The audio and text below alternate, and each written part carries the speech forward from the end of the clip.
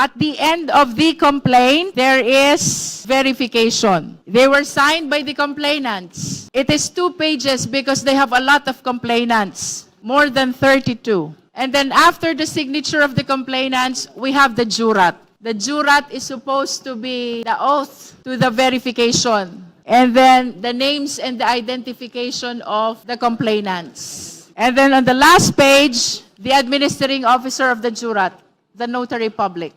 I hope this satisfies the Honorable Rodriguez. Madam Chair, we really would like your impeachment complaints to be heard. But the first requirement in the Constitution and our rules is sufficiency in form. If we will go back again, after the complaint, there is a verification. That was where it is signed. But there is no notarization on that. And then it goes to the jurat.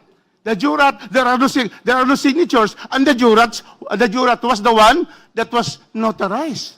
It really is a lack, is insufficient in form. We cannot proceed with a complaint where the verification is not notarized, and its jurat has not been signed, and it is the one notarized. So we have to stick to legal rules, Madam Chair. In the rules, our rules on criminal procedure apply supplementarily. It's just like a complaint which is not signed and not properly identified and verified. Can we go to the verification Madam Chair. after the complaint and then the jurat and the signature? Because it is, we are lawyers here, we are trying to have the legal proceedings in proper order based on the law. Madam Chair. The Honorable Erice is recognized. Madam Chair, if we look at the first complaint, it's the same thing. Correct. Yung verification po, hindi notarized. Yun lang pong jurat ang notarized. It's the same thing. It's not the same thing, Mr. It's Chair. the same thing. To answer, Madam Chair, it's not the same. It's the same thing. This is the copy. Yeah, it is verification and then the signature of the notary public. You see? It is different. No, there's no notary public. In my copy, there's no notary. Point of order, Madam Chair. Point of order. These people are arguing without even addressing the chairman.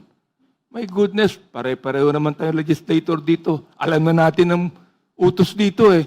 Address the chairman first before you ever argue with one another.